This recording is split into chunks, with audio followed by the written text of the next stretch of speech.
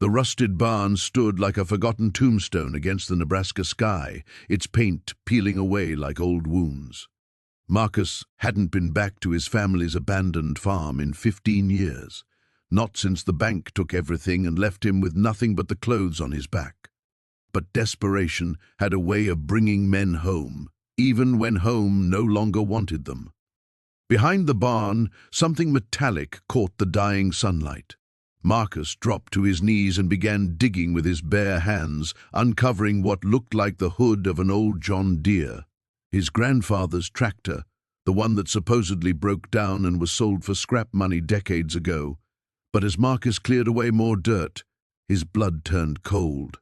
Scratched into the metal was a message in his grandfather's handwriting. They killed her. The truth is in the engine block. Suddenly, the sound of approaching vehicles echoed across the empty fields. Someone had been watching. Someone who knew exactly what Marcus had found. But what truth was worth killing for after all these years? Marcus's heart hammered against his ribs as he scrambled to his feet, wiping dirt from his palms on his worn jeans. The vehicles were still distant, but growing louder, at least two of them by the sound of it, engines straining against the rough dirt road that led to the property. He'd walked that same road 3 hours ago, his stomach empty and his last $20 spent on the bus ticket that brought him back to Millbrook County. The tractor's green paint had faded to a sick yellow-brown, but the scratched words remained sharp and deliberate. His grandfather's handwriting was unmistakable, those same careful letters that had taught Marcus to read using farm equipment catalogs and seed packets. Old Heinrich Kruger had been a methodical man, not given to dramatic gestures or wild claims.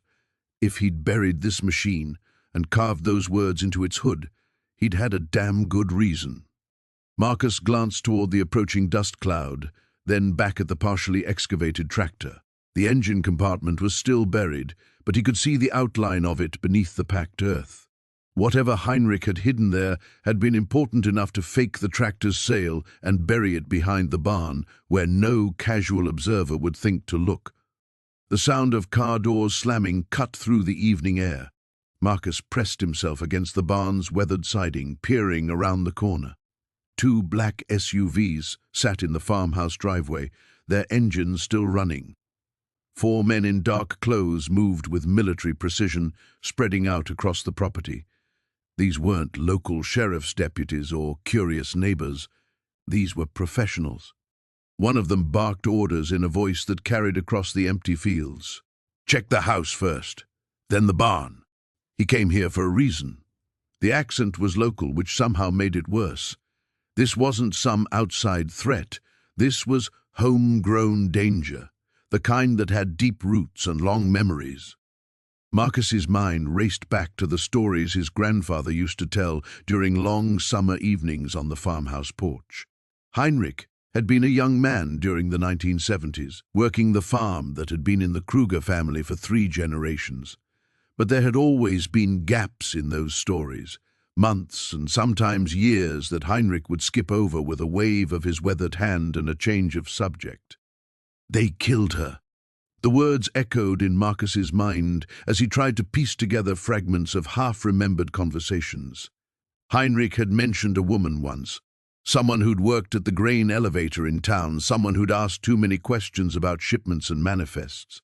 Marcus had been maybe 10 years old, too young to understand the significance, but old enough to notice how his grandfather's face had darkened when he spoke her name, Sarah Whitman. The memory hit him like a physical blow. Sarah Whitman, the agricultural inspector who disappeared in 1978. The official story was that she'd taken a job in California and simply left town without notice, but Heinrich had always shaken his head when her name came up in conversation. That girl was too smart for her own good, he'd mutter. Asked the wrong questions to the wrong people. Heavy footsteps crunched through the gravel near the barn's front entrance.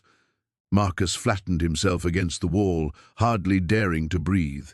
Through a gap in the boards, he could see one of the men methodically examining the ground, looking for signs of disturbance. It wouldn't take them long to find the excavation site behind the barn. Marcus had maybe 2 minutes before they discovered the tractor. 2 minutes to decide whether to run or to fight for whatever truth his grandfather had died protecting.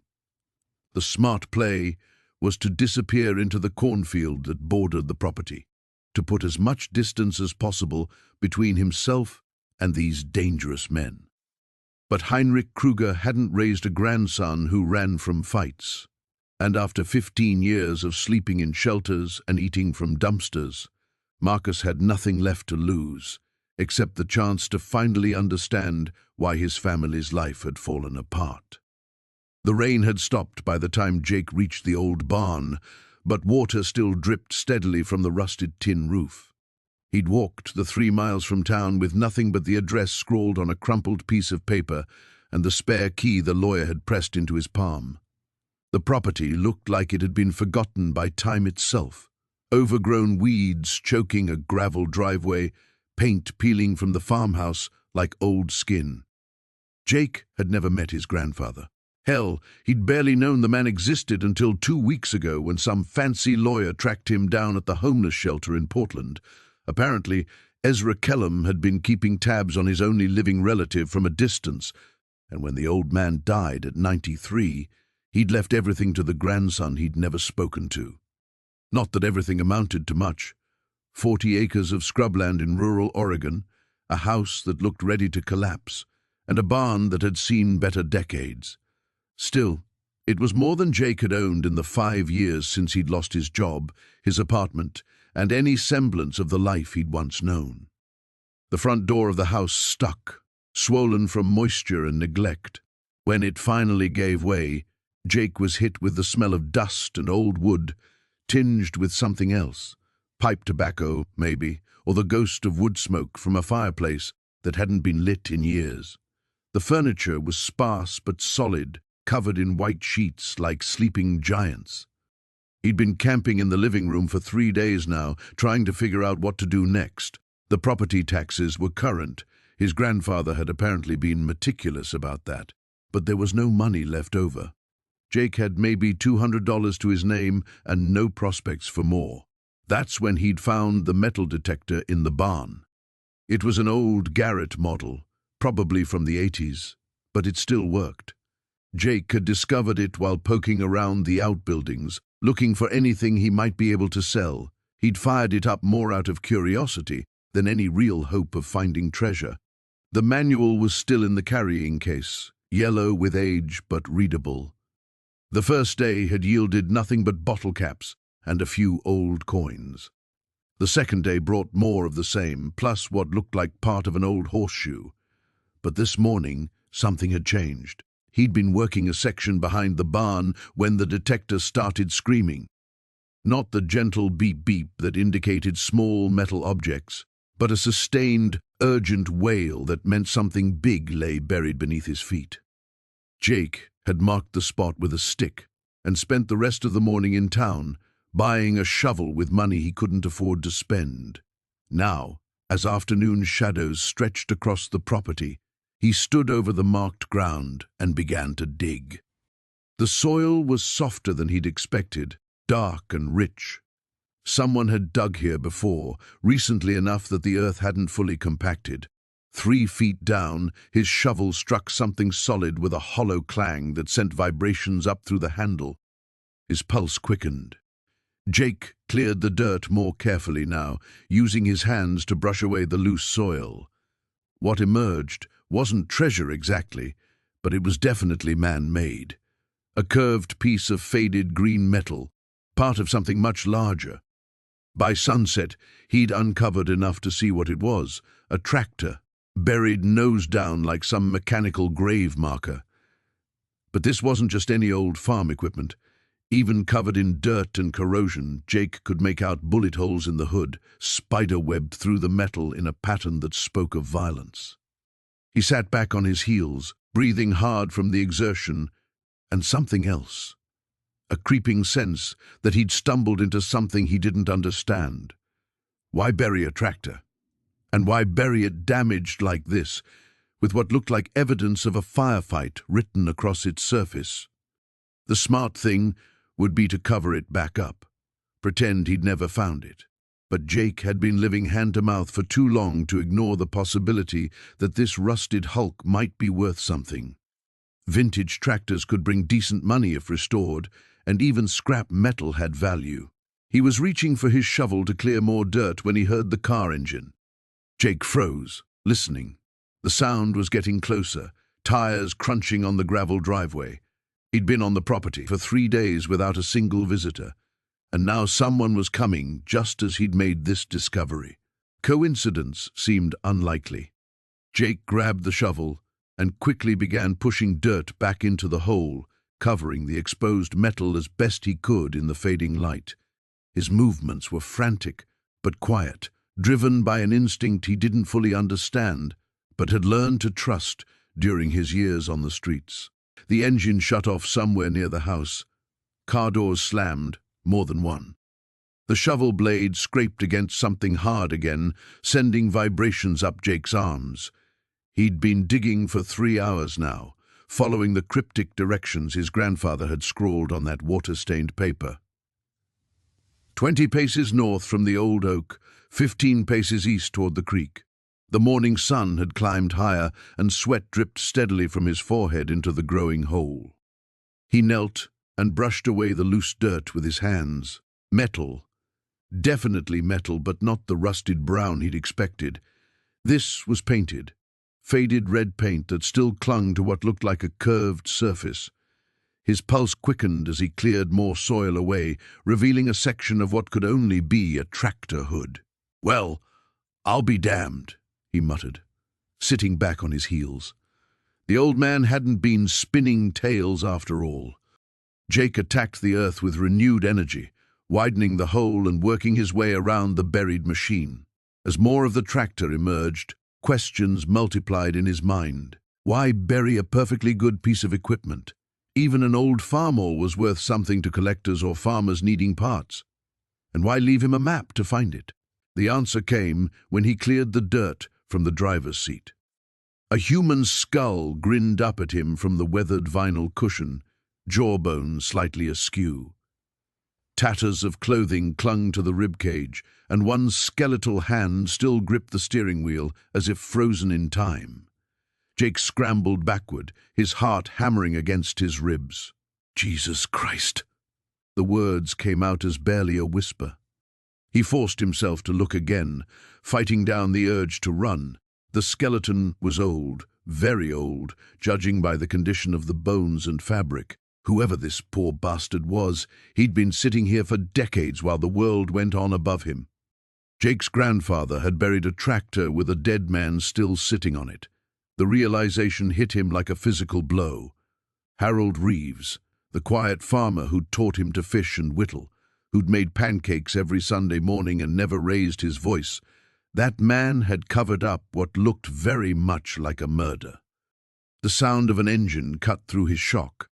Jake's head snapped up as a black SUV came down the dirt road toward the property, moving too fast for a casual drive in the country. He grabbed the shovel and threw handfuls of dirt back into the hole, trying to cover the worst of what he'd exposed. The skull disappeared under a layer of soil, but the red paint of the tractor hood still showed through. The SUV pulled up next to his grandfather's rusted pickup, and 2 men got out. They wore dark suits despite the heat, and moved with the easy confidence of people accustomed to getting their way. The driver was tall and lean with silver hair, while his companion was shorter, but built like a prizefighter. "You, Jake Reeves?" the taller man called out as they approached. "Depends who's asking." Jake climbed out of the hole, keeping the shovel in his hands. Something about these men set every instinct on alert. "Name's Cordova. This is my associate, Mr. Nash." The man's smile never reached his eyes. "We heard you inherited this place. Thought we might have a conversation about selling it." "Not interested." Jake's grip tightened on the shovel handle. "Property's not for sale." "Everything's for sale, son. Just a matter of price." Cordova's gaze drifted to the excavation behind Jake. "Doing some landscaping, I see. Find anything interesting? The question sent ice water through Jake's veins. Just digging a drainage ditch. Gets swampy here when it rains. Nash took a step closer, his jacket falling open to reveal the shoulder holster underneath. Mr. Cordova asked you a question, boy. Better to answer straight. Jake's mouth went dry. These weren't real estate developers or local farmers looking to expand their holdings.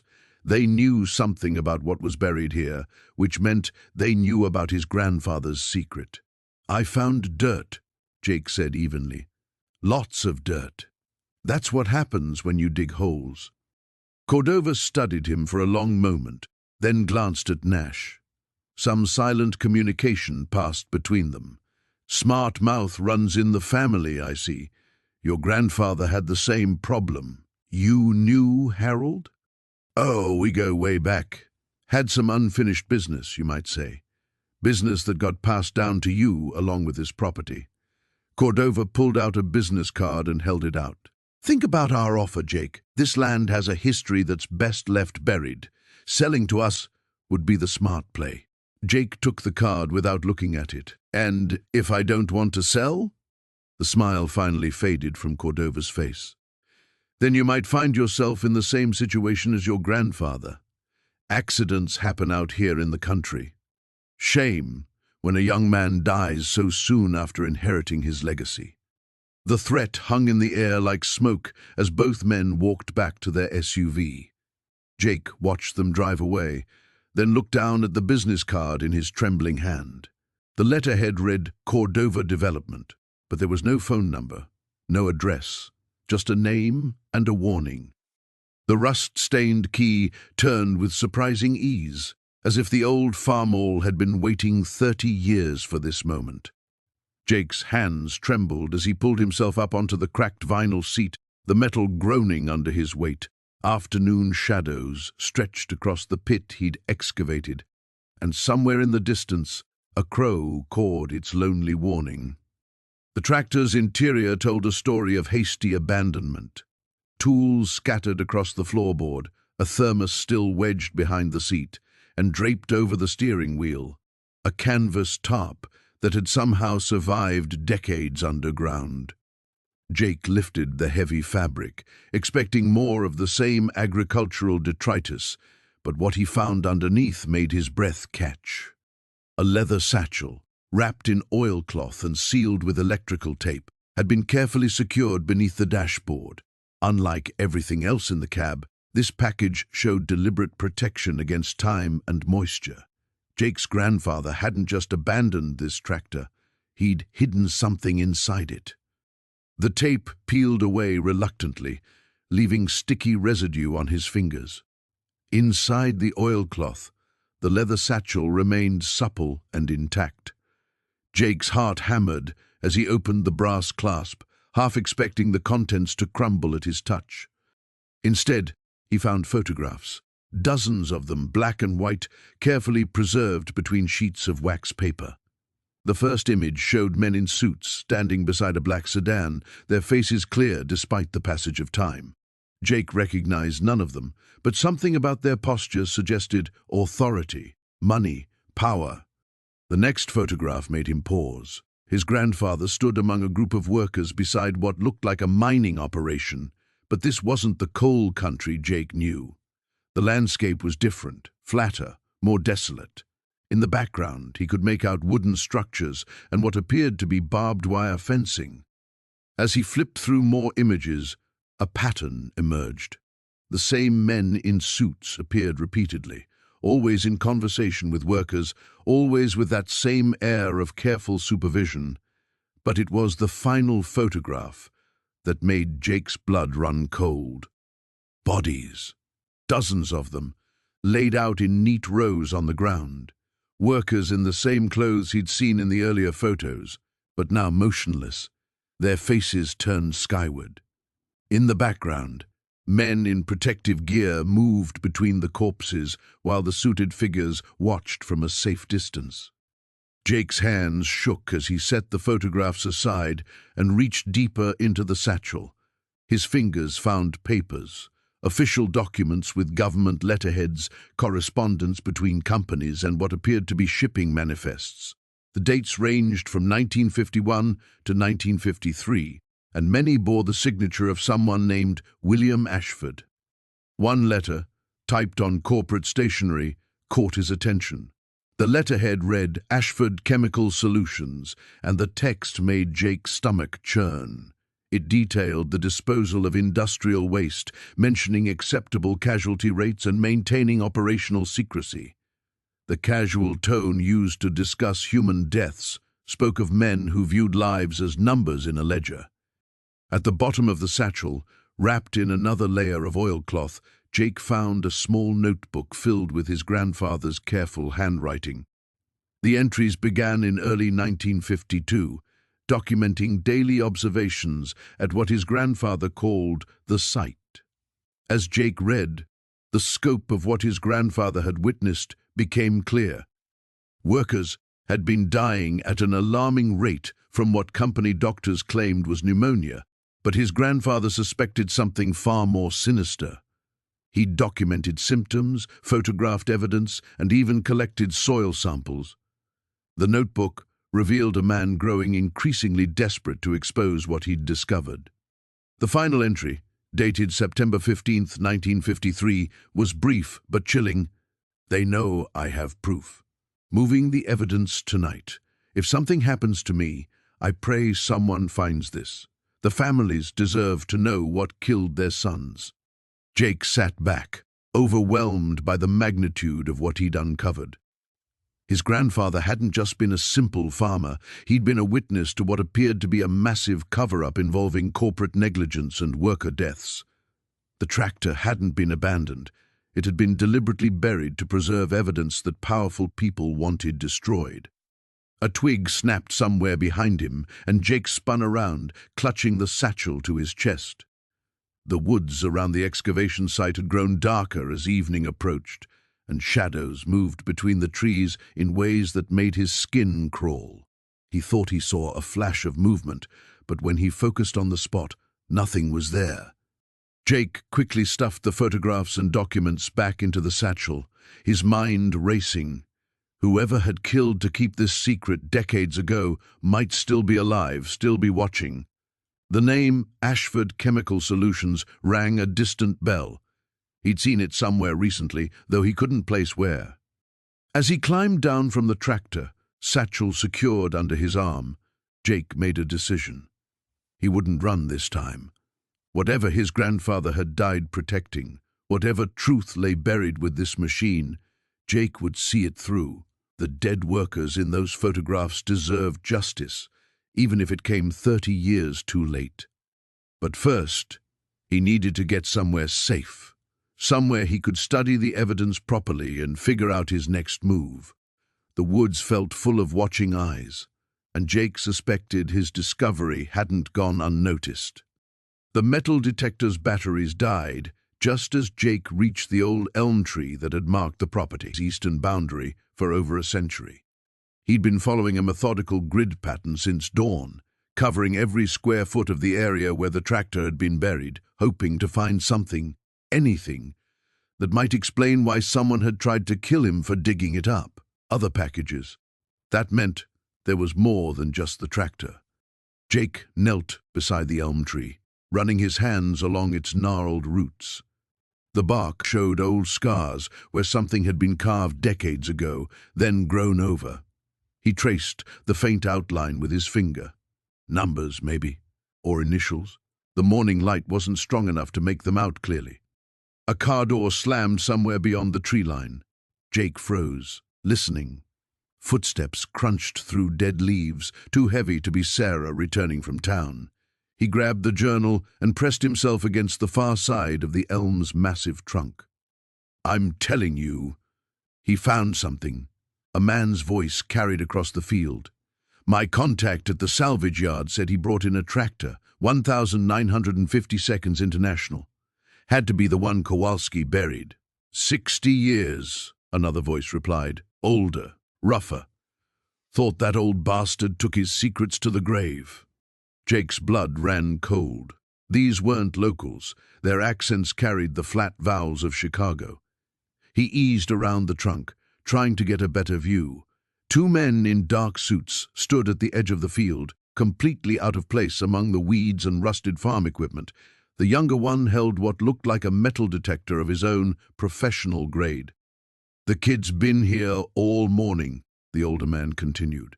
"Bobby's been watching from the road. Says he's got some kind of notebook, keeps checking it like a treasure map." The younger man laughed, but there was no humor in it. Treasure map. If only it were that simple. You know what Kowalski was carrying for the family back then. That information gets out. It won't. The older man's voice carried the weight of finality. "We clean this up today. All of it." Jake's hands trembled as he clutched the journal. Family. In Chicago, that word carried specific weight, especially when connected to his grandfather's generation. The pieces were starting to form a picture he didn't want to see.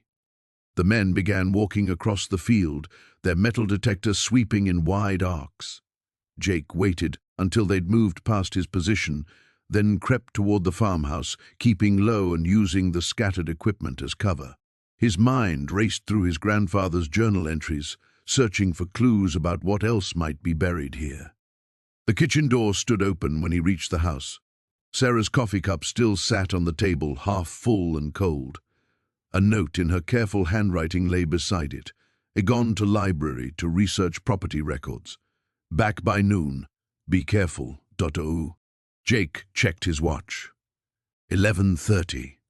He had 30 minutes before Sarah returned, and those men in the field weren't going to wait much longer to expand their search to the house.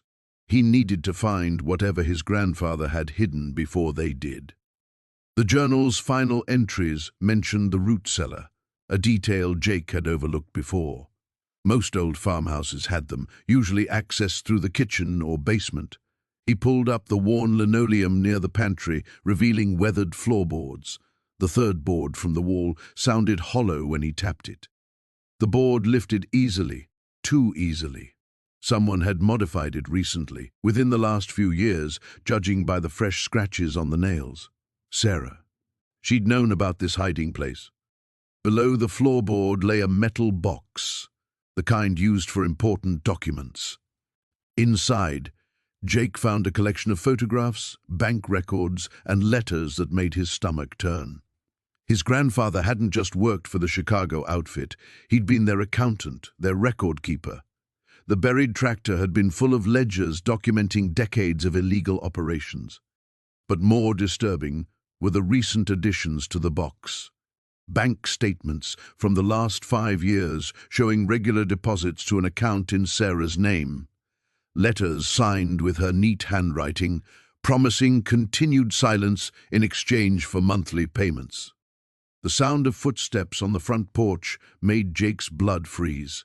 Through the window, he could see the two men from the field approaching the door, and behind them, walking up the gravel drive with a satisfied smile, came Sarah. She'd led them right to him. The coffee shop on Main Street felt like stepping back 30 years. Vinyl booths cracked with age, a jukebox that probably still played 45s, and the lingering smell of bacon grease that had soaked into every surface. Jake chose a corner booth where he could watch both the front door and the back exit, habits learned from too many nights sleeping rough in unfamiliar places.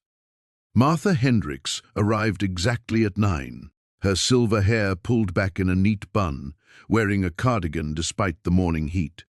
She moved with the careful precision of someone who'd spent decades as a librarian, scanning the room before her eyes settled on Jake. Her expression was unreadable as she approached.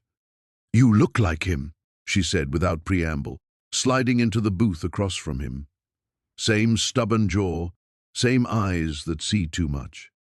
Jake had ordered coffee he couldn't afford, letting the waitress fill his cup while he studied the woman across from him. "You knew my grandfather well?" "Well enough to know he died with secrets eating him alive."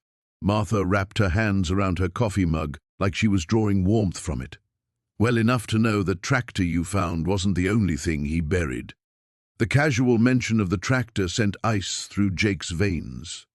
He'd told no one except old Pete, and Pete wasn't the type to gossip. "How do you—" "Because I helped him bury it." Martha's voice was steady, but her knuckles were white against the ceramic. September 15th, 1987. Middle of the night. Both of us scared out of our minds, digging that hole like our lives depended on it. Which they did. Jake leaned forward, keeping his voice low. "What happened that night?" Martha glanced around the coffee shop, noting the other customers.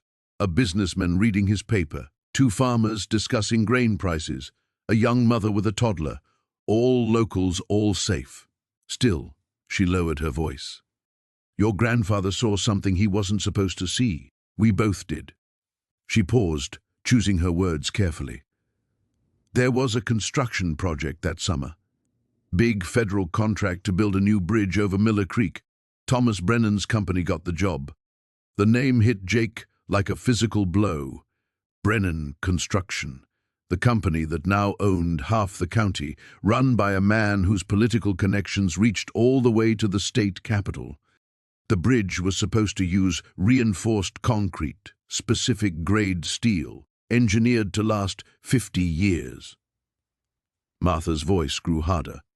But Tommy Brennan was young then, hungry, cutting corners to maximize profit. The materials that went into that bridge weren't worth half what the government paid for them.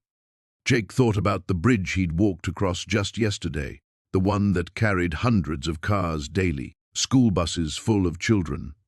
It's still standing. But now. Martha's smile was grim. Your grandfather was working a temporary job with the construction crew. He found invoices, shipping manifests, all kinds of documentation proving Brennan was using substandard materials while billing for the premium grade. Government contracts, Jake. That's federal fraud on a massive scale. So he kept the evidence. He tried to do the right thing first, went to the county inspector, then the state authorities. But Brennan's family had connections, money, influence. The investigation got buried faster than you could blink. Then your grandfather started getting visits, friendly suggestions that he might be happier somewhere else. His truck tires got slashed. Someone threw a brick through his kitchen window. Jake felt pieces clicking into place, so he gathered everything he could and hid it. We spent weeks collecting documents, photographing equipment serial numbers, recording conversations. Your grandfather was methodical when he put his mind to something. Martha's expression softened slightly. He loved that old tractor, you know. Said it reminded him of better times when a man's word meant something.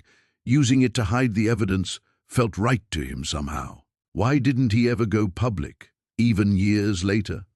Martha was quiet for a long moment, watching steam rise from her coffee. Because Thomas Brennan Jr. took over the family business and became even more powerful than his father. Because that bridge has been carrying traffic for over 30 years, and admitting it was built with compromised materials would mean, she trailed off. Would mean what? Would mean evacuating it immediately, shutting down the main route between 3 towns, rebuilding from scratch at a cost of millions. And Thomas Brennan Jr.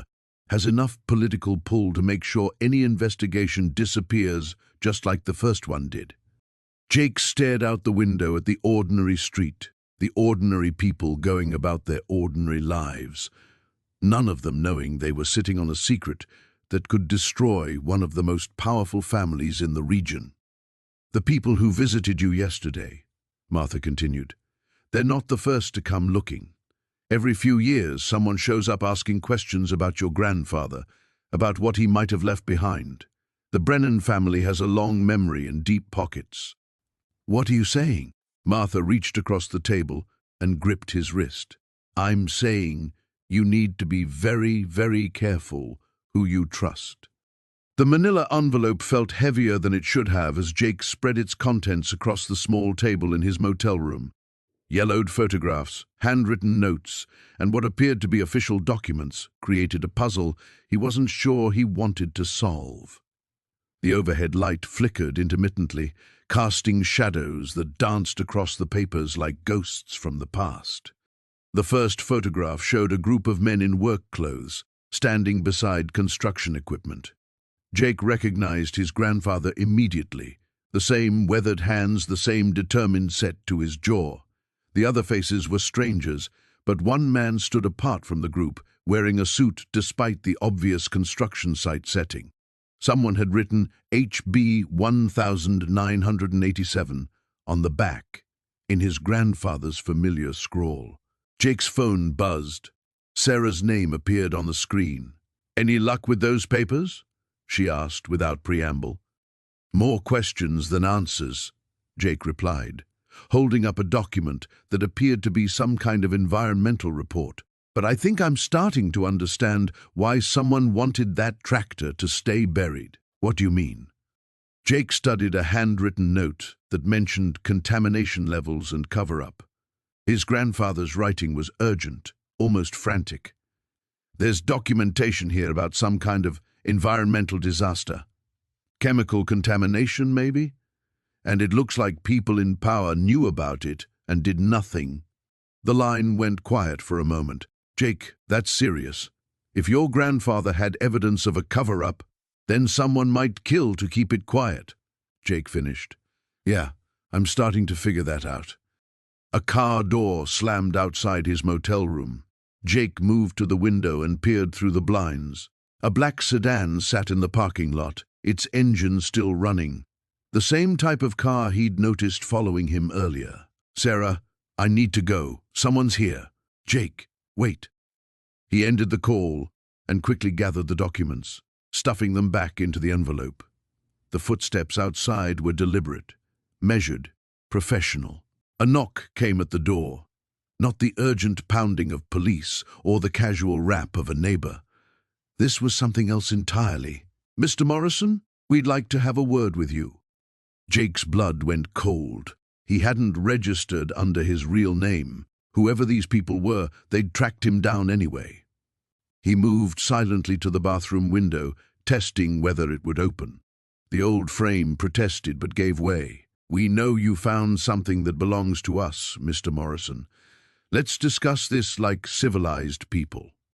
The voice was calm, reasonable, which somehow made it more terrifying than any threat would have been. Jake climbed through the bathroom window, landing in the weeds behind the motel. The envelope pressed against his chest where he'd tucked it inside his jacket. He could hear them entering his room now, their voices low and controlled. Professional. Jake crept along the back of the building, staying in the shadows. His motorcycle was parked in front, but reaching it meant exposing himself in the parking lot lights. A second car pulled up, this one with local police markings. Jake's heart sank until he saw Detective Morrison step out. His cousin looked around the parking lot with the same wariness Jake felt. The detective's phone rang, and Jake could hear him answer. "Morrison here." A pause. "No, I haven't seen him since yesterday." Another pause, longer this time. "I understand your concern, but I'll need to see some identification before we proceed." Jake realized his cousin was buying him time, probably without even knowing it. He made his decision and sprinted for his motorcycle. The keys were in his pocket, and the engine caught on the first try. Shouts erupted from the motel room as Jake gunned the engine and shot out of the parking lot. In his rearview mirror, he saw Detective Morrison step between the men in suits and their sedan, his hand resting on his service weapon.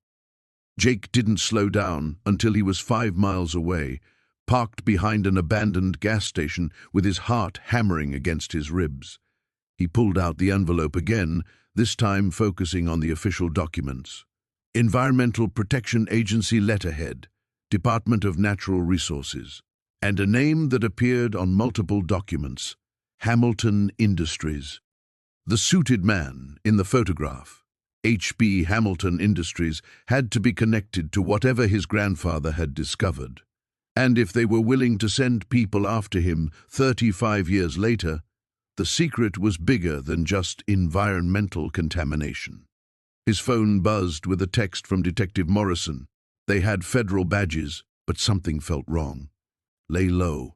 I'll look into Hamilton Industries quietly. Jake stared at the message, then at the documents spread across his gas tank. His grandfather hadn't just buried a tractor, he'd buried evidence that could bring down powerful people. And now Jake held that evidence in his hands, with nowhere safe to run and no one he could fully trust except a cousin who was risking his career to help.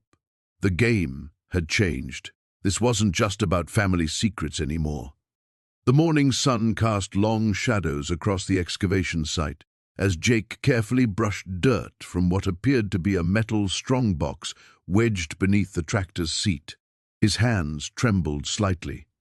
Not from the cold, but from the growing certainty that he was about to uncover something that would shatter his understanding of his grandfather's life. Sarah crouched beside him, her camera ready. "Easy," she whispered. "We need to document everything exactly as we find it." The box was heavier than expected, roughly the size of a shoebox, but made of reinforced steel. A combination lock secured the front, its numbers green with age and corrosion. Jake lifted it carefully from its hiding place, noting how deliberately it had been positioned, wrapped in oiled canvas and placed where it would be protected from the elements. "Grandpa always said he wasn't good with numbers," Jake muttered, studying the lock. But he remembered birthdays, anniversaries, everything that mattered to family. He tried his grandmother's birthday first. Nothing. Then his own. Still nothing. Sarah examined the lock more closely. "Wait, look at this." She pointed to tiny scratches near the dial. "Someone's been opening this regularly. See how worn these numbers are?" Jake followed her gaze and noticed the pattern. Certain numbers showed more wear than others. "October 15th, 1952, he said suddenly. "The day he bought this land." The lock clicked open. Inside, wrapped in yellowed newspaper, lay a collection of items that made Jake's breath catch. Photographs, documents, and what appeared to be a sheriff's badge, but not just any badge. This one was bent and stained with something dark that had turned rust-colored over the decades. Sarah photographed everything before Jake touched a single item. The first photograph made his stomach drop. It showed a man in a sheriff's uniform lying face down in what looked like the same ravine where they'd been shot at yesterday. The second photo showed the same man from a different angle, revealing a face Jake recognized from old newspaper clippings in the Historical Society's archives. "Sheriff Coleman Wade," Sarah breathed, reading from a document. "Reported missing October 20th, 1952. Never found." But it was the third photograph that changed everything. This one showed two men standing over Wade's body. One was clearly Jake's grandfather, younger, but unmistakably him. The other man was partially obscured by shadows, but his face was visible enough to identify. Jake had seen that same face in campaign posters around town for the past 30 years. "Judge Morrison?" Sarah's voice was barely audible. "But that's impossible. He would have been—" 25, Jake finished, doing the math. "Fresh out of law school, just starting his career." He picked up a handwritten letter beneath the photos. His grandfather's careful script filled the page. "If something happens to me, if I die under suspicious circumstances, this is the truth. Coleman Wade discovered that Morrison and his associates were running moonshine through the county, paying off officials and eliminating anyone who threatened to expose them. Wade came to me because he knew I'd lost my farm to Morrison's father's bank. He wanted help gathering evidence. We were supposed to meet at the ravine to collect samples Wade had hidden. Instead, we found Morrison waiting with two other men. There was a fight. Wade was killed. Morrison said if I ever spoke of what happened, my family would join Wade. I've kept silent for my children's sake, but I cannot take this secret to my grave. The badge belongs to Wade. The stains are his blood. Morrison has built his entire career on this foundation of murder and corruption." Jake's hands shook as he read. Everything clicked into place. Why his grandfather had been so insistent about keeping the family away from local politics. Why he'd always seemed nervous around law enforcement. Why he'd buried this tractor in the middle of nowhere rather than selling it when times got tough. "This explains everything," Sarah said. "The attempts to stop us, the shooting yesterday. Morrison's been judged for 3 decades. He has connections everywhere. If this comes out, it destroys him," Jake finished. "His career, his reputation, everything." He looked at the badge, imagining the young sheriff who died trying to do the right thing. "But it also means justice for Sheriff Wade, and for my grandfather, who's been carrying this guilt all these years." A distant sound made them both freeze, the rumble of approaching vehicles. Multiple engines, coming fast down the dirt road they'd used to reach the site.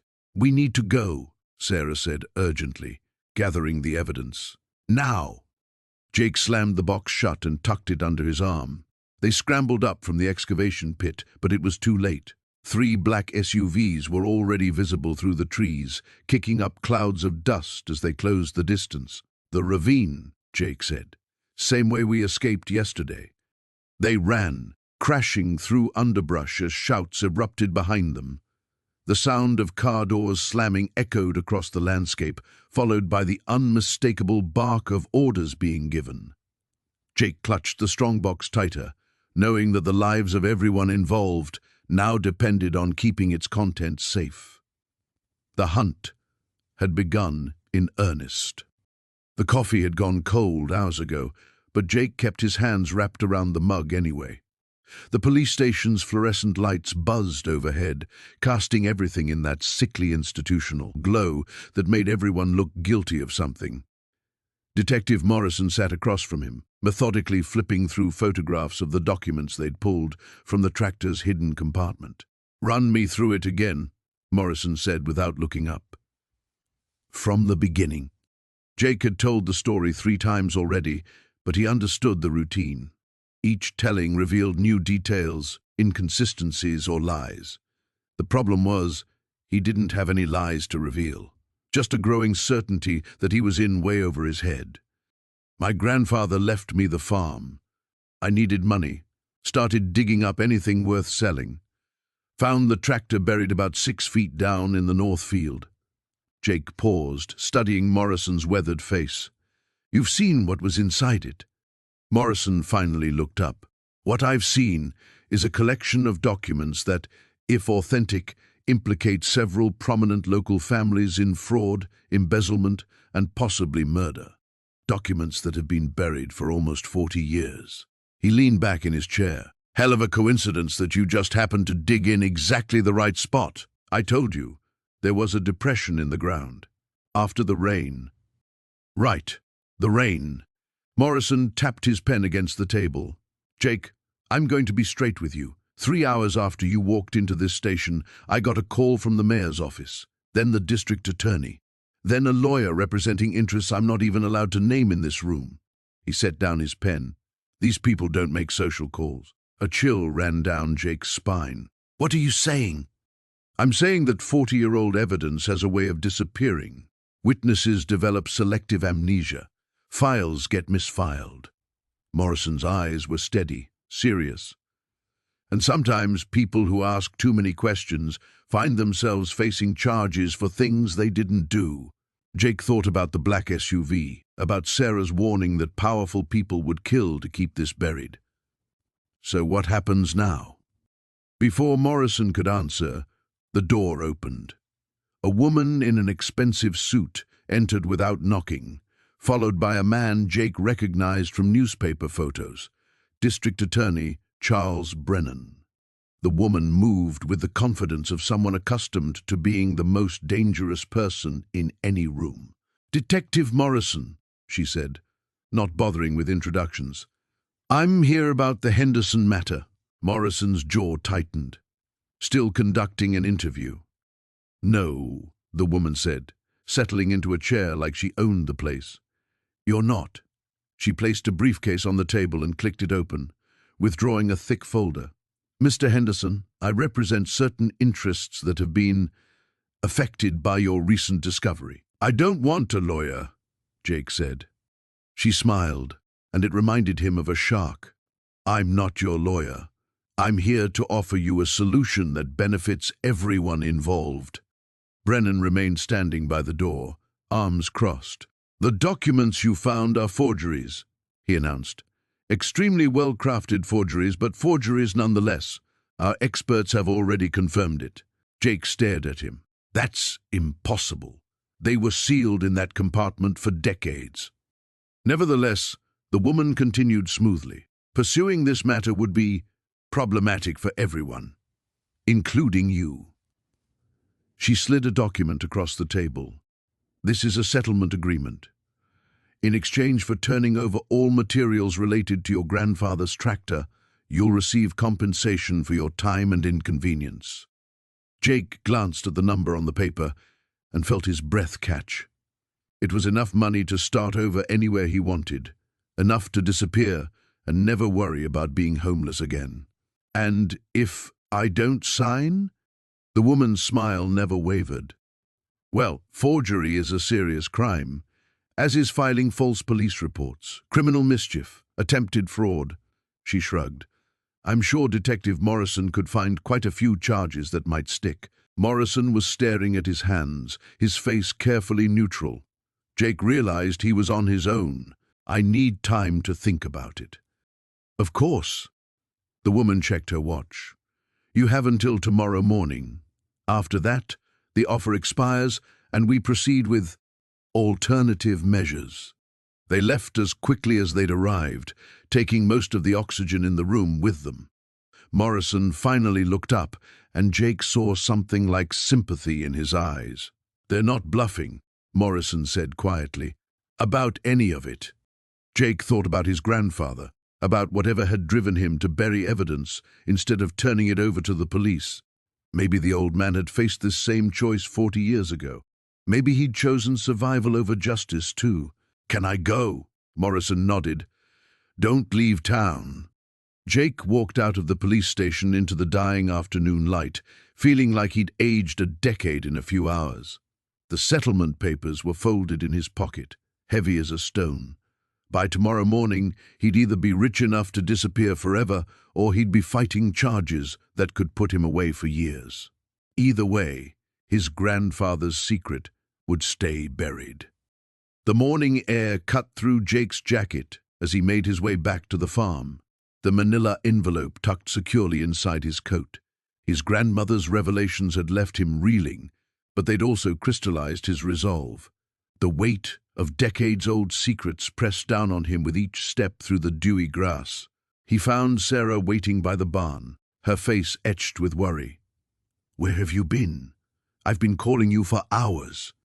"Had to see someone." Jake pulled out the envelope, its contents rustling softly.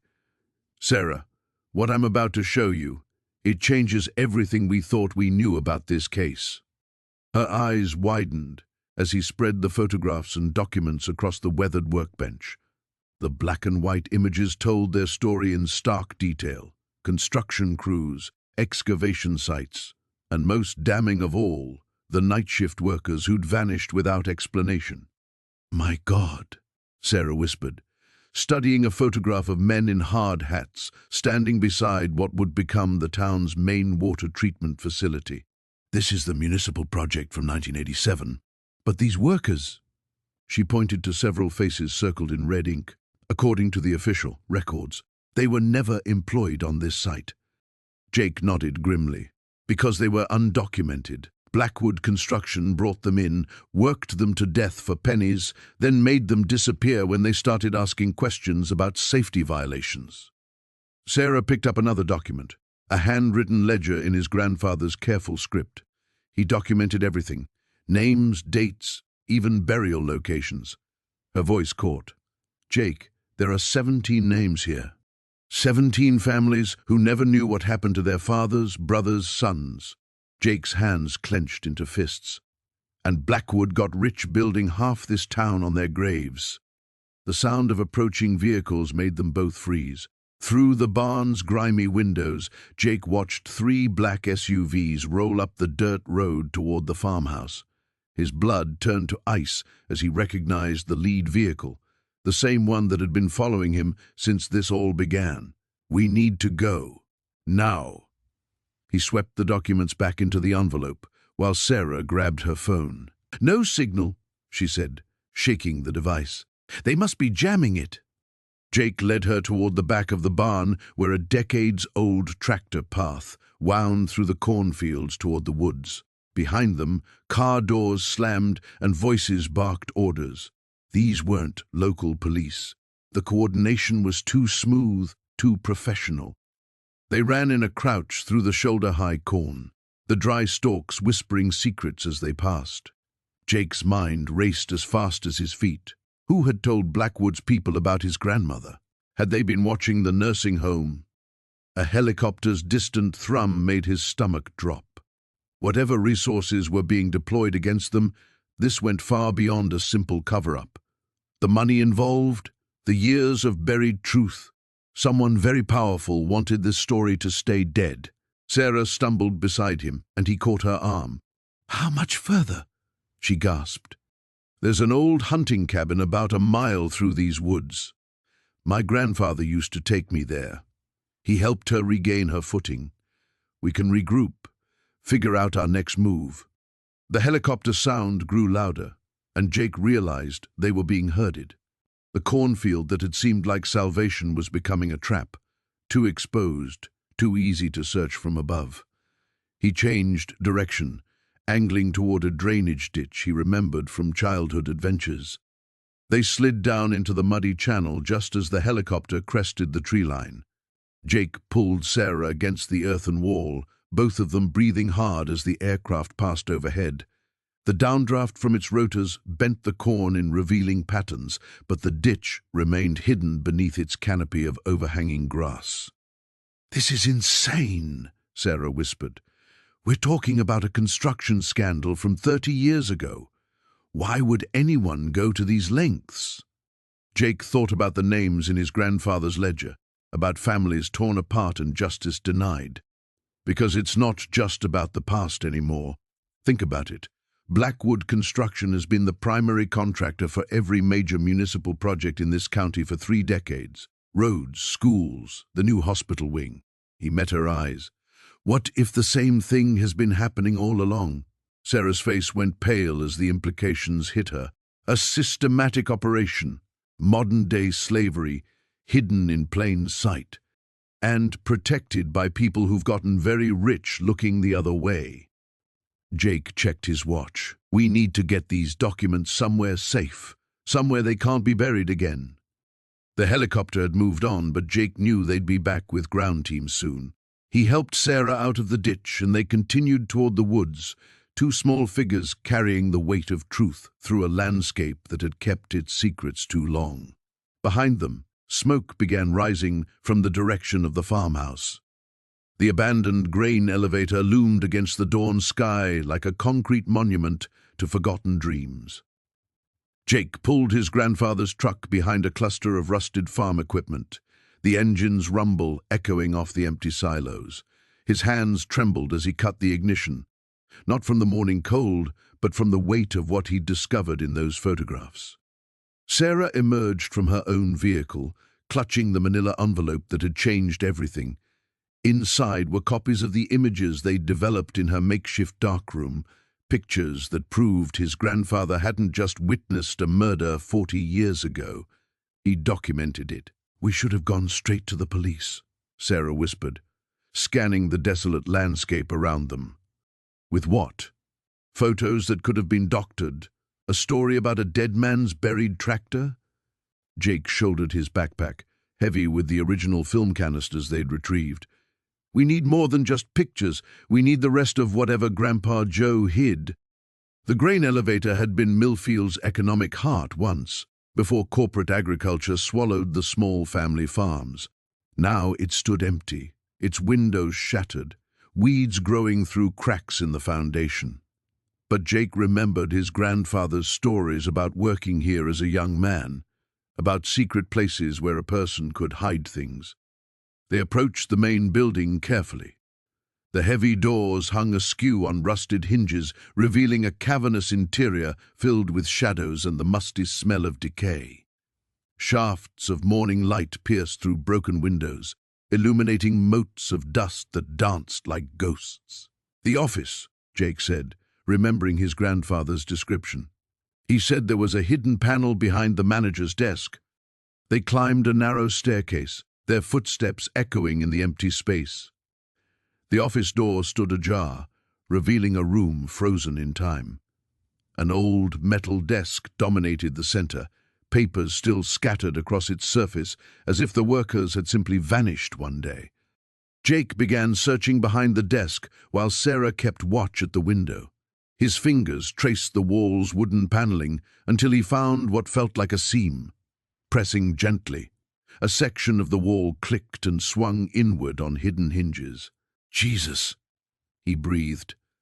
Inside the hidden compartment was a metal strongbox, its surface green with age. Jake lifted it carefully, surprised by its weight. The lock had corroded over the decades, and it broke easily when he pried at it with his grandfather's old knife. The box contained more than photographs. There were documents, land deeds, financial records, and correspondence between the Kellerman family and someone named Harrison Vale. Jake's blood ran cold as he read. Vale wasn't just some business associate. He was a senator now, a man whose political career had been built on a foundation of lies. "Jake." Sarah's voice was tight with fear. "Car coming." He looked up to see a black sedan approaching fast across the field, kicking up a plume of dust. There was nowhere to run. They were trapped 3 stories up in a building with only one staircase. "The grain chute," Jake said, remembering the building's layout. "There's got to be another way down." They ran deeper into the building, following a maze of catwalks and conveyor systems. Behind them, car doors slammed and voices echoed in the main chamber. Heavy footsteps began climbing the stairs. The grain chute was a vertical shaft that ran from the top floor to the bottom, designed to move grain between levels. A maintenance ladder ran down one side, disappearing into darkness below. Jake tested the first rung. It held. "You first," he told Sarah, stuffing the documents back into the strongbox. She didn't argue, swinging herself over the edge and beginning her descent. Jake followed, the metal box tucked under one arm. The ladder was slick with moisture and corrosion, each rung a gamble that might send them plummeting into the depths. Above them, flashlight beams began probing the darkness. Voices grew closer. 2 men, maybe 3, searching methodically through the building. Jake recognized one voice with a chill. Detective Morrison, the same cop who'd been asking questions around town about him. They reached the bottom level just as the searchers found the hidden panel. Angry shouts echoed down the shaft as Jake and Sarah slipped out through a loading dock that faced away from the parked sedan. "The truck," Sarah whispered. They crept around the building's perimeter, using the rusted farm equipment as cover. Jake's grandfather's truck sat where they'd left it, but now they could see a second vehicle hidden behind the grain elevator, a police cruiser. Jake's mind raced as they reached the truck. Morrison wasn't just investigating, he was involved. The corruption ran deeper than anyone suspected, reaching into the very people sworn to protect the truth. The engine turned over on the second try, and Jake gunned it across the field as shouts erupted behind them. In the rear-view mirror, he saw men running from the building, one speaking urgently into a radio. They had the evidence now, but they also had something more dangerous. Confirmation that the conspiracy was still very much alive. The abandoned grain elevator loomed against the storm clouds like a concrete monument to forgotten prosperity. Jake pulled his truck behind a collapsed fence line, the engine ticking as it cooled in the humid evening air. He'd driven 3 hours to reach this place, following directions Sarah had decoded from her grandfather's final notebook, the same notebook that had led them to the buried tractor. "You sure about this?" Marcus asked from the passenger seat, his voice tight with apprehension. Jake studied the towering structure through the windshield. Rust stains streaked down its sides like dried blood, and several windows gaped black and empty. "Sarah said her grandfather mentioned meeting someone here in 1967, right before he disappeared." They climbed out into the oppressive heat. The air smelled of dust and decay, with an underlying chemical tang that made Jake's nose wrinkle. Weeds had claimed the parking area, pushing through cracked asphalt in defiant green patches. The main door hung askew on broken hinges. Jake pushed it open, wincing at the metallic screech that echoed through the cavernous interior. Shafts of dying sunlight slanted through the broken windows, illuminating motes of dust that danced in the stagnant air. "Place gives me the creeps," Marcus muttered, pulling out his phone's flashlight. They moved deeper into the structure, their footsteps echoing off concrete walls. Rusted machinery squatted in the shadows like sleeping beasts.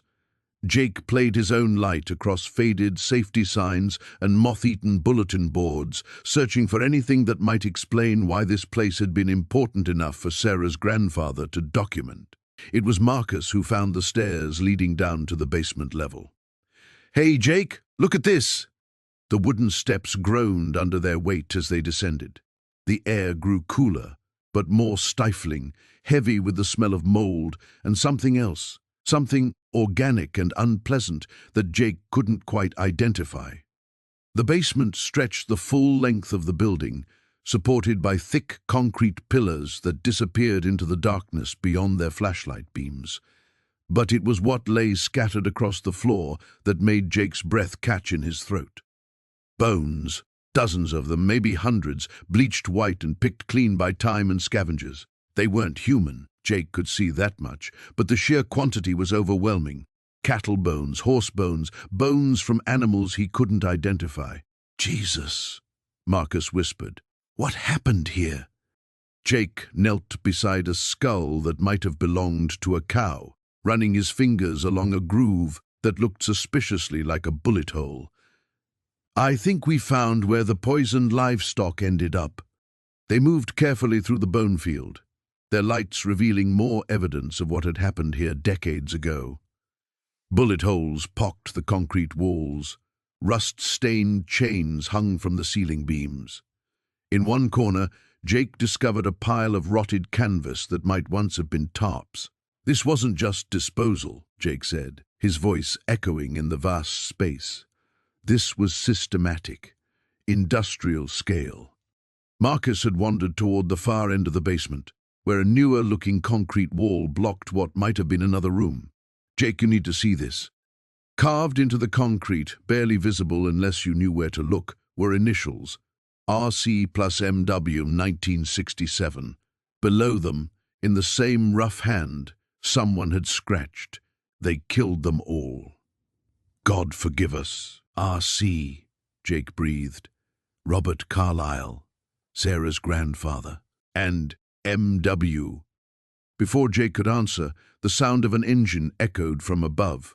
Car doors slammed, voices carried down through the broken building, low, urgent, and getting closer. Jake grabbed Marcus's arm, pulling him toward a cluster of support pillars where the shadows were deepest. They clicked off their flashlights just as footsteps began descending the stairs. 3 beams of light swept across the basement floor, much more powerful than their phone lights. Professional equipment. Jake pressed himself against the concrete pillar, hardly daring to breathe. "Spread out," a voice commanded. Male, authoritative, with a slight southern drawl. "They were here recently. Tire tracks outside are fresh." The lights began a systematic search of the basement. Jake could hear the crunch of bones under heavy boots, the scrape of equipment being moved. One beam passed close enough that he could feel the heat from its LED array. "Sir," another voice called out. "Found something." Jake's heart sank as he realized what they'd discovered. His and Marcus's footprints in the dust, leading straight to the wall with the carved initials. "Well, well," the first voice said, closer now. "Looks like someone's been doing a little archaeology." "That's unfortunate."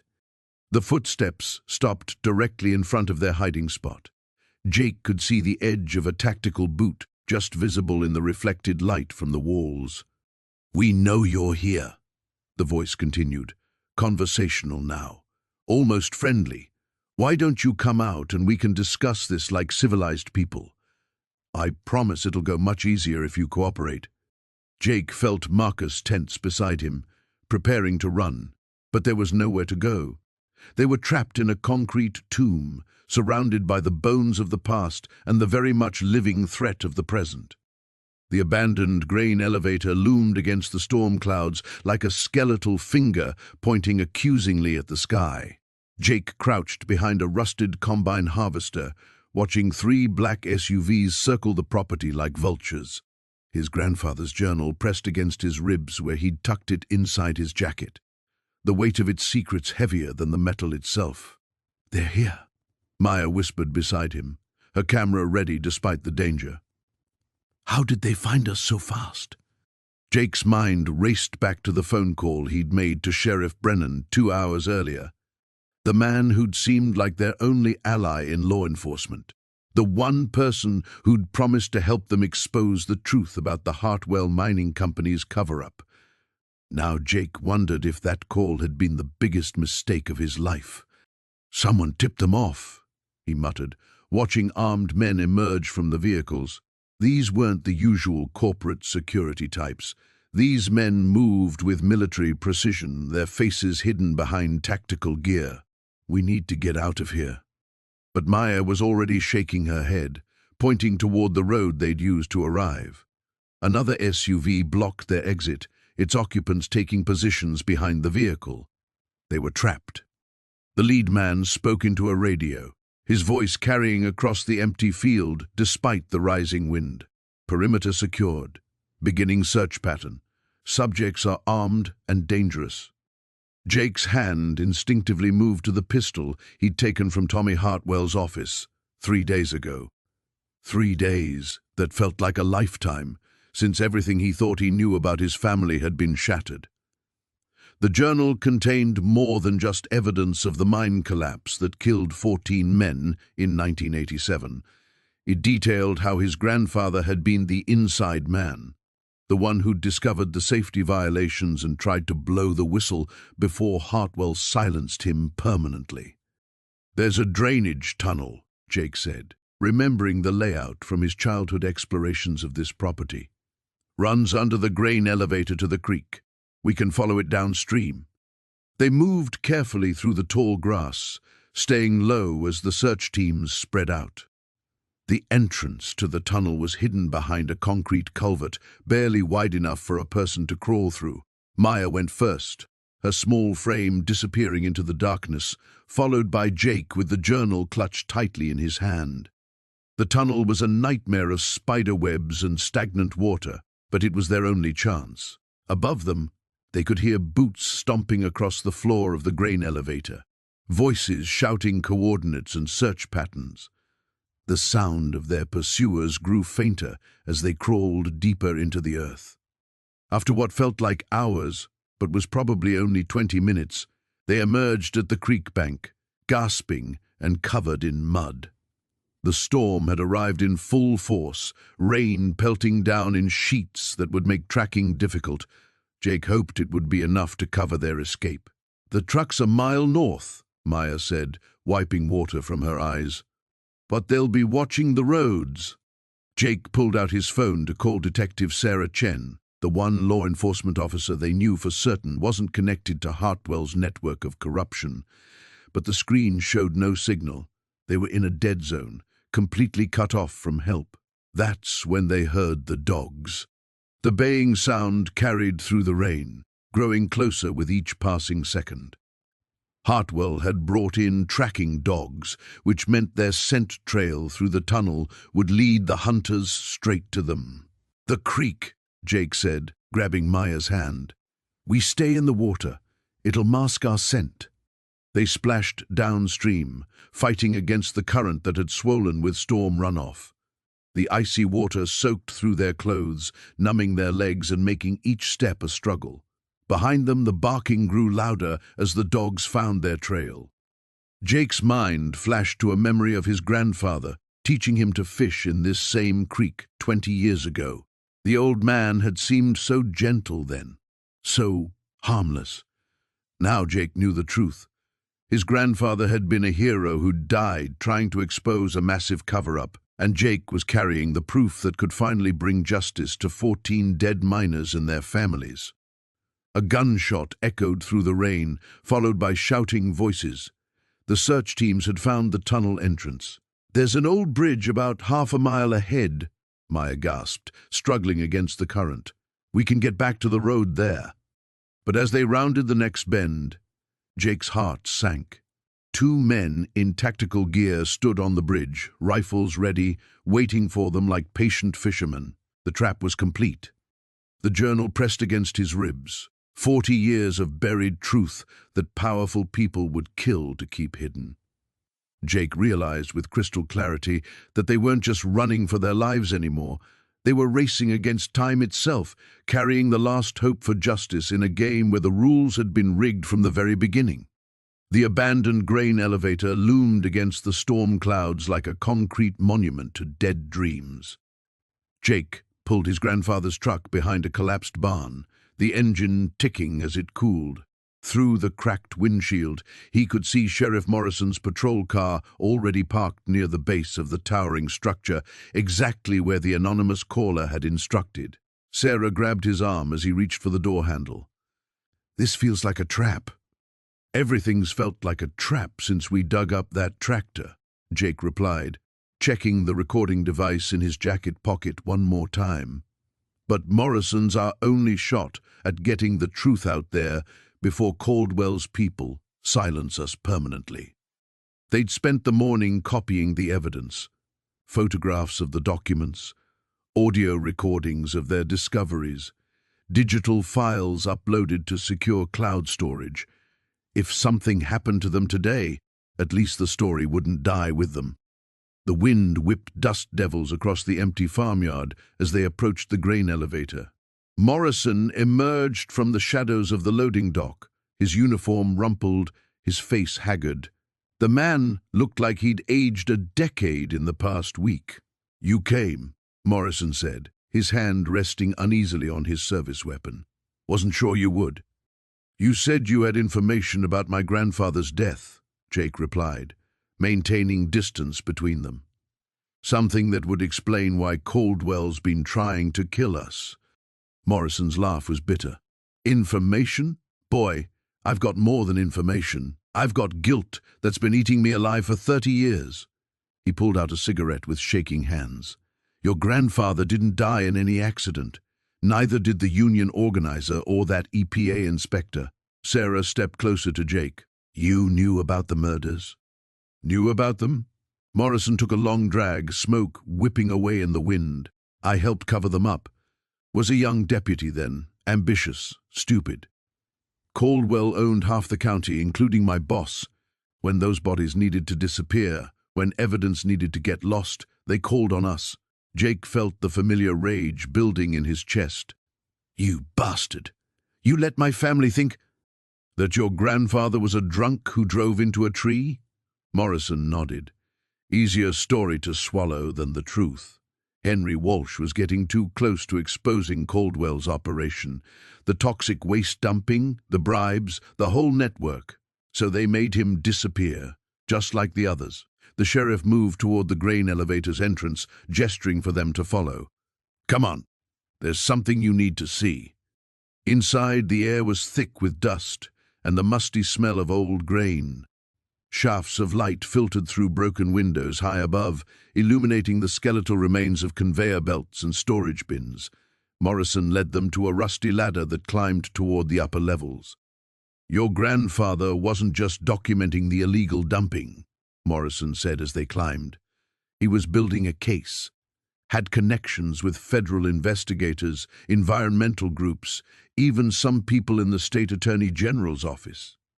They reached a platform halfway up the structure.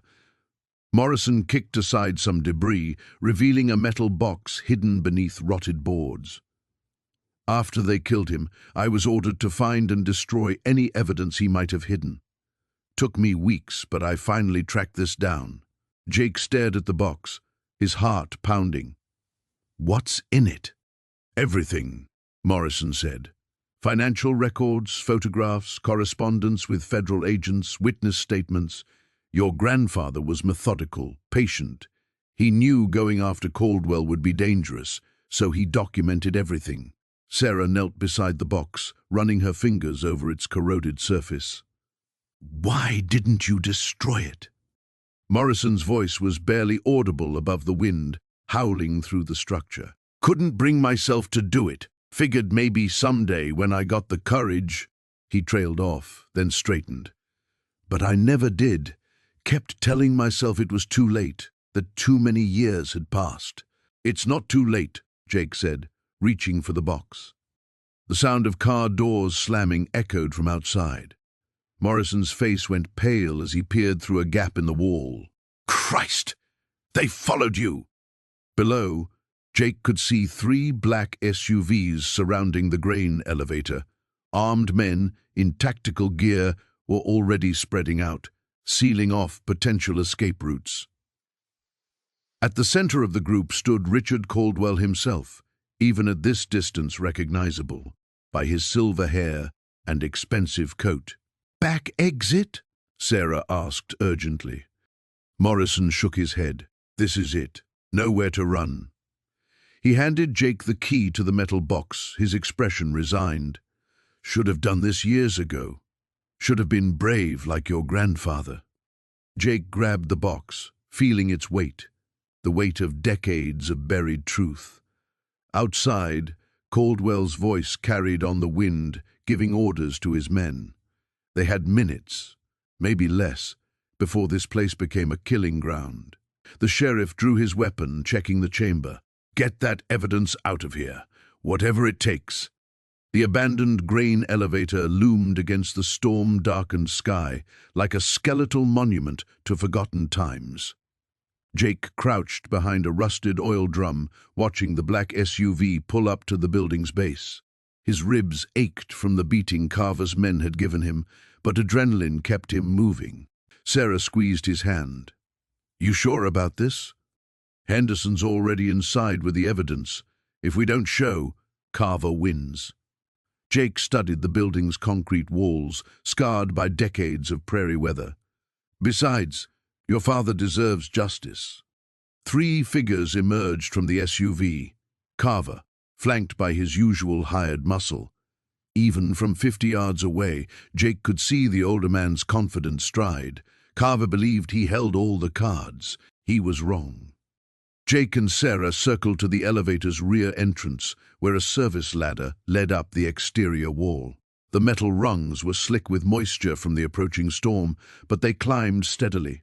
At the 3rd level, Jake pried open a maintenance hatch, and they slipped inside. The interior was a cathedral of rust and shadow. Massive grain chutes hung like stalactites, and catwalks crisscrossed the space at different levels. Dust motes danced in the weak light filtering through broken windows. Jake could hear voices echoing from below, Carver demanding to know where Henderson was hiding. They found the sheriff on the top level, positioned behind a control panel with a clear view of the main floor.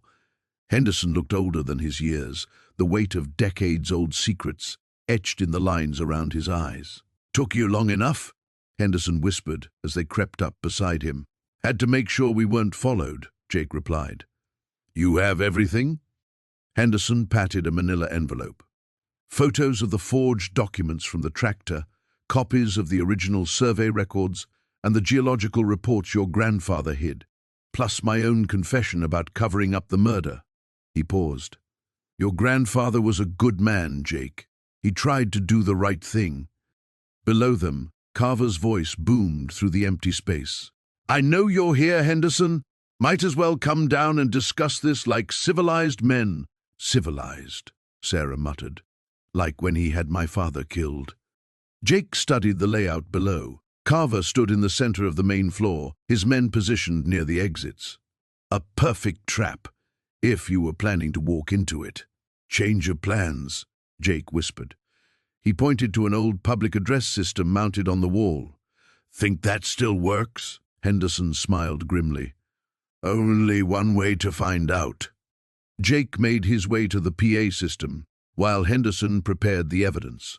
Sarah kept watch as Jake traced the wiring, grateful for all those odd jobs that had taught him basic electrical work. The system was old but functional. built to last like everything else from that era. He flipped the power switch and was rewarded with a sharp squeal of feedback that echoed through the elevator. Carver and his men looked up, scanning the shadows above. "You want to talk, Carver?" Jake's amplified voice filled the space. "Let's talk about what really happened 30 years ago." "Jake Morrison," Carver called back. "You're making this harder than it needs to be. Come down, and we can work something out." "Like you worked something out with David Chen? With my grandfather?" Jake's voice carried the weight of generations of buried truth. "Tell me, Carver, was it worth it? All those people you've hurt to protect your little secret?" Henderson moved to another microphone station. "This is Sheriff Henderson. I have in my possession evidence of fraud, corruption, and murder dating back 3 decades. Evidence that implicates Carver Industries in the illegal acquisition of mineral rights through forged documents and intimidation." Carver's facade finally cracked. "You old fool! You think anyone will believe you? I own half the county commission and most of the state environmental board." "Maybe," Henderson replied, "but you don't own everyone." Sarah took the third microphone. "My name is Sarah Chen. Richard Carver ordered the murder of my father because Dad discovered the fraud. He's been covering it up ever since, and now he's trying to cover up more murders." The storm arrived with a crash of thunder that shook the building's frame. Rain began hammering the metal roof like machine gun fire. In the chaotic echo, Jake heard something that made his blood freeze, the sound of footsteps on the service ladder. One of Carver's men had found their entry point. Jake grabbed the envelope from Henderson. "Get to the grain chute on the north side. There's a conveyor tunnel that leads to the rail yard." "What about you?" Sarah demanded. "Someone needs to make sure this evidence gets out."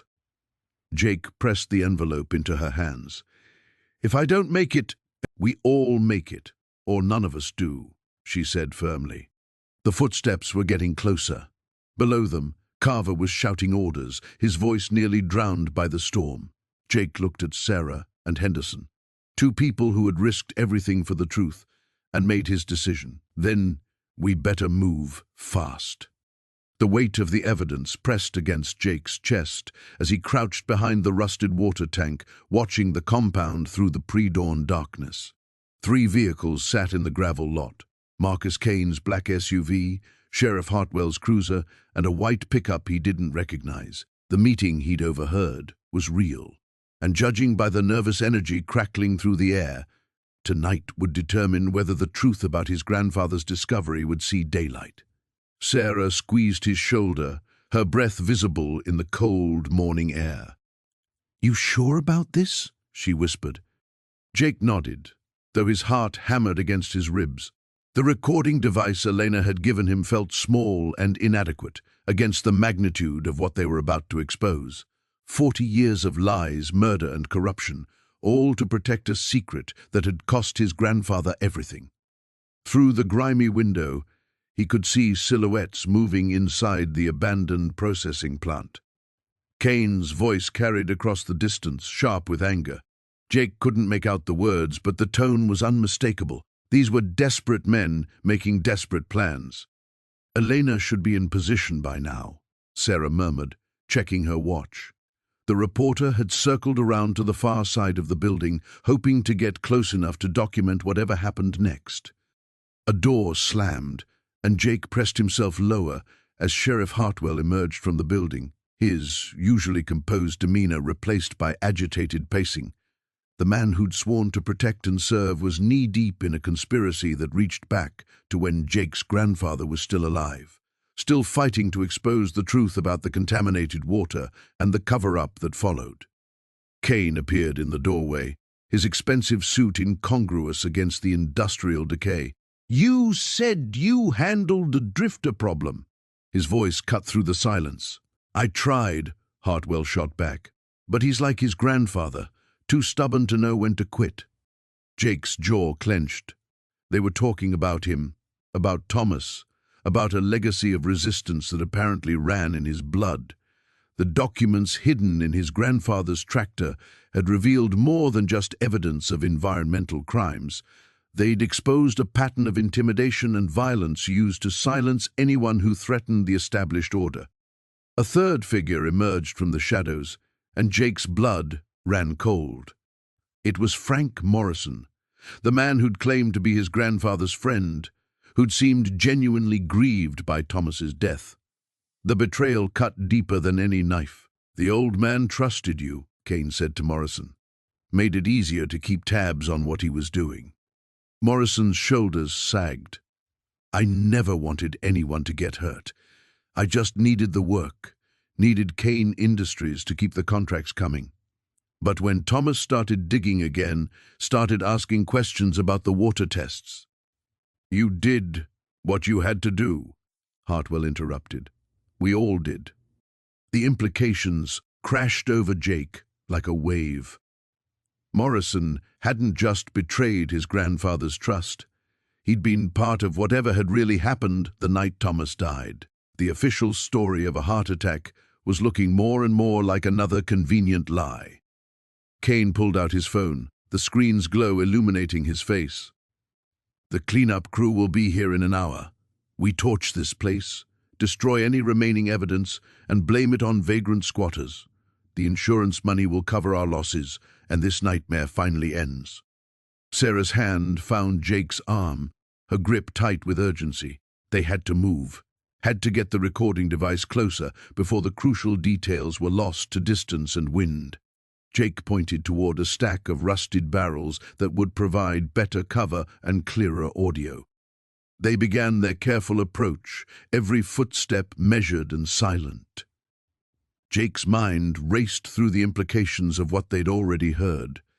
Kane Industries wasn't just covering up environmental damage.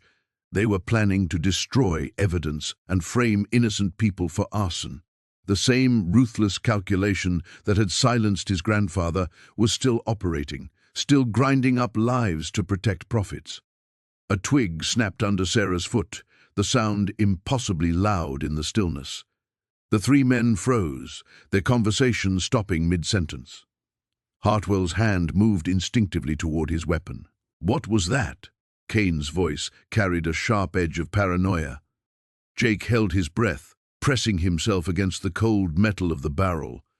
They were so close to getting everything they needed, so close to finally bringing justice for his grandfather and all the other victims of Kane Industries' crimes.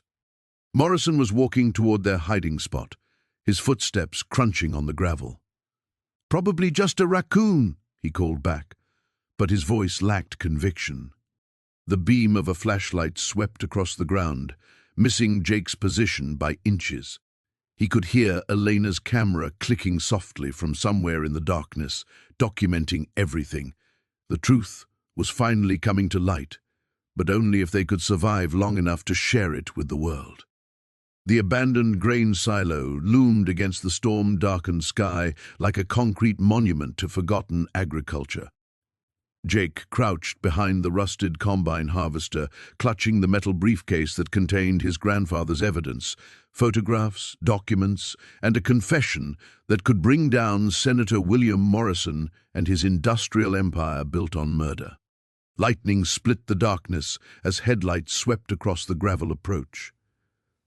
3 black SUVs formed a semicircle around the silo's entrance, their engines idling like predators. Jake counted at least 8 figures emerging from the vehicles, Morrison's private security team moving with military precision. "Thompson!" Morrison's voice carried across the wind. "I know you're here. Let's end this civilized manner." Jake smiled grimly. Nothing about this man had ever been civilized. The documents in the briefcase proved Morrison had orchestrated the 1987 chemical spill that poisoned the Clearwater River, then systematically murdered the witnesses, including Jake's grandfather's best friend, Tommy Rodriguez, whose accidental death had haunted the old man for 30 years. "Your grandfather was a stubborn fool," Morrison continued, his polished shoes crunching on gravel as he approached. "He could have taken my money and disappeared. Instead, he chose to play hero." Through the rain, Jake saw Morrison signal his men to spread out. They moved like wolves, assault rifles gleaming in the intermittent lightning. Jake had maybe 3 minutes before they surrounded his position completely. He'd already uploaded copies of everything to Sarah Chen's secure server, but Morrison didn't know that. The reporter was probably racing here now with federal agents, but Jake couldn't count on rescue. He had to survive long enough for the truth to matter. "You killed him," Jake called out, shifting position behind the machinery. "My grandfather, Tommy Rodriguez, probably others, all to protect your precious company." Morrison's laugh was sharp as breaking glass. "Your grandfather killed himself, boy. Guilt does that to weak men. He never could handle what we had to do. What you made him do." Jake's voice carried his rage now. He was 19 years old when you convinced him to help dump those chemicals.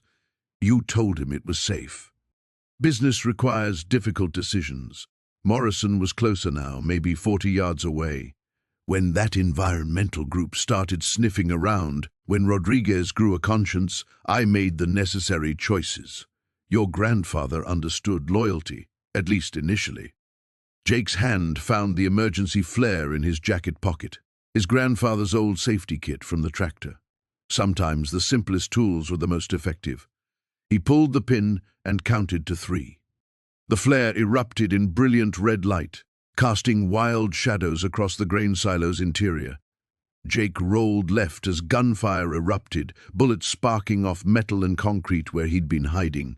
The briefcase bounced against his ribs as he sprinted for the silo's ladder. "Take him alive!"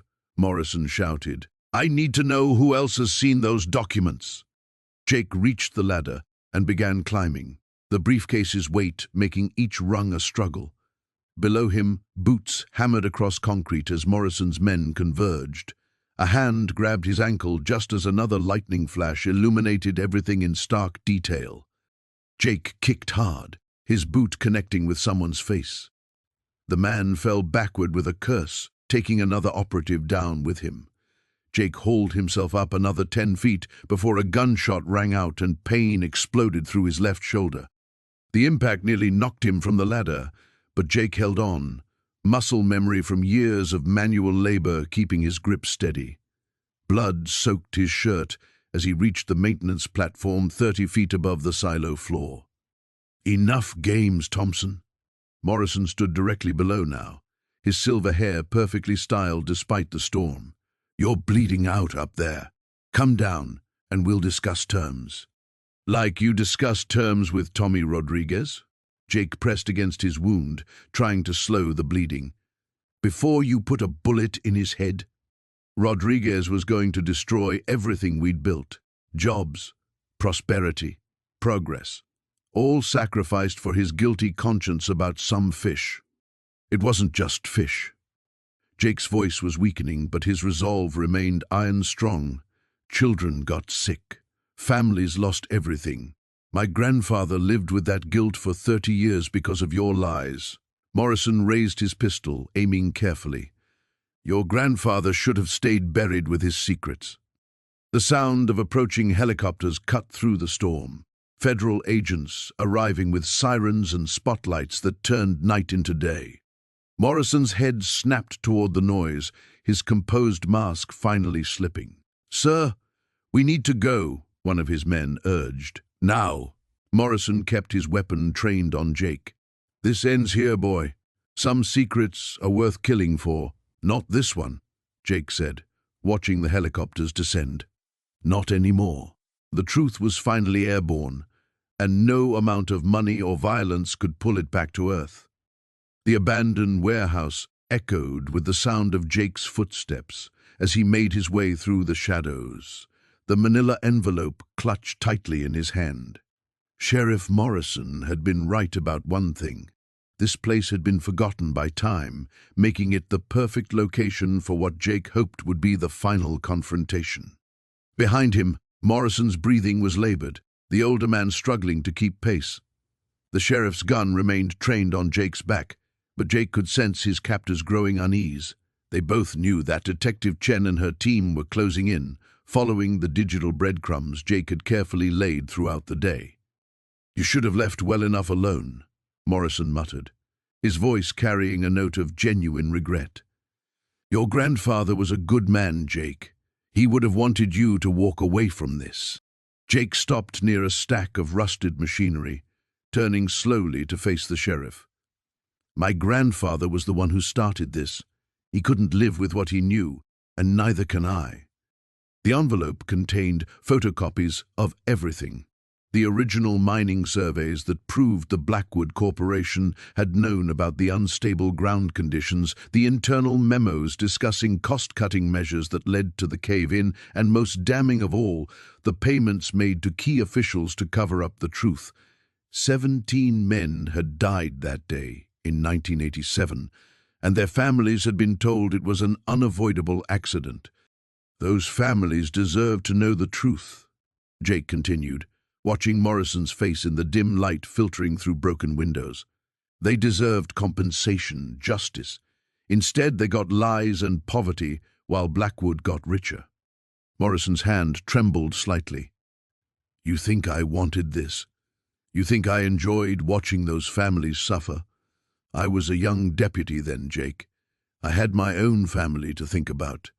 When Blackwood came to me with their offer, when they explained how much was at stake, not just for them, but for the whole town's economy, I thought I was making the right choice. Grandfather found out, didn't he?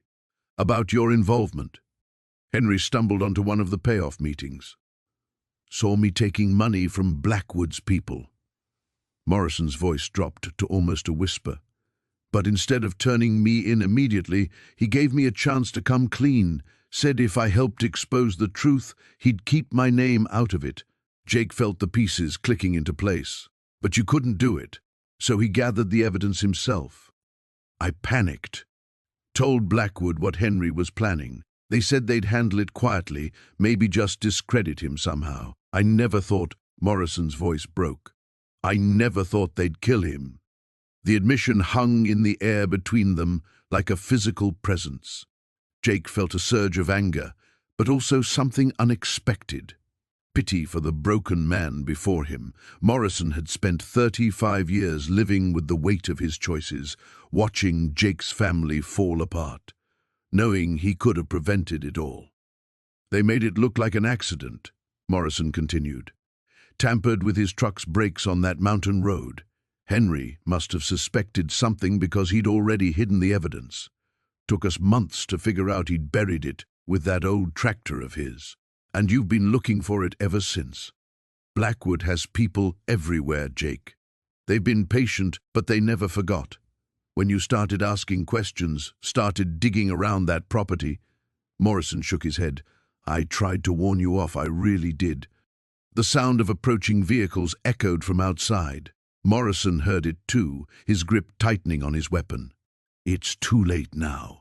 Even if you've got copies, even if you think you've outsmarted us, Blackwood has lawyers, influence.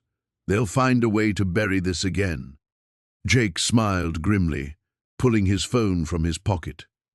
On the screen, a live stream showed thousands of viewers and climbing.